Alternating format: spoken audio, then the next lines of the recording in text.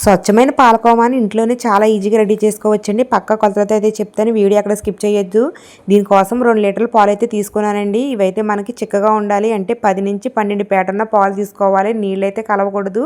ఈ 2 లీటర్ల పాలని కూడా నేను ఒక పెద్ద గిన్నెలో వేసుకుని మరగబెట్టుకోవాలి. ఇది మరిగేటప్పుడు కలుపుకుంటూ ఉండాలండి. అసలు మనం స్టాప్ చేయకుండా కలుపుకుంటూ ఉండాలన్నమాట. అప్పుడు మనకి ఈ విధంగా చిక్కబడుతుంది. ఇది ఈ విధంగా చిక్కబడేదాకా తిప్పుకున్న తర్వాత పంచదార అయితే వేసుకోవాలి. 2 లీటర్ల పాలకి నేను 300 గ్రాముల పంచదార అయితే వేసాను. మీకు ఇంకా స్వీట్ ఎక్కువ కావాలనుకుంటే ఒక 100 గ్రాములు ఎక్స్ట్రా వేసుకోవచ్చు. ఇంకా తక్కువ కావాలంటే తగ్గించుకోవచ్చు అన్నమాట. 300 గ్రాములు అయితే కరెక్ట్గా సరిపోతుంది, సమానంగా ఉంటుందండి.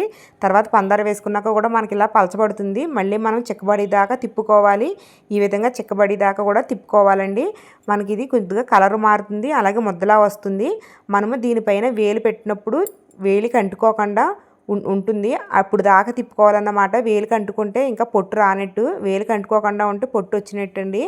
అప్పుడు మనకి ఎప్పుడైతే వేలికి అంటుకోదో అప్పుడైతే గ్యాస్ స్టవ్ ఆఫ్ చేసి తింపేసుకోవాలి. తర్వాత ఒక దలసరంటి గ్లాస్ కానీ లోట కానీ పెట్టి ఈ విధంగా బాగా నలుపుకోవాలండి. తర్వాత మనకి స్వచ్ఛమైన నెయ్యి, ఇంట్లో నెయ్యి వేసుకోవాలి. 2 స్పూన్లు కానీ 3 స్పూన్లు కానీ వేసుకోవచ్చు.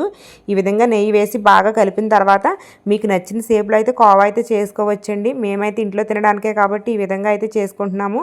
చాలా టేస్ట్గా అయితే కుదిరిందండి. ఇంకా మనము పాలకోవా చేయడానికి 1 గేదె పాలు ఉపయోగించాలి, 2-3 గేదెలు ఉపయోగించకూడదు. అవి కూడా చిక్కగా ఉండాలండి. మనకి 10-12 పేట వచ్చిన పాలతో చేయాలి. నీళ్ళు కలిసిన పాలైనా అలాగే పలచగా ఉండి పాలైనా సరే చేస్తే మనకి పాలకోవా అయితే అందంగా రాదన్నమాట.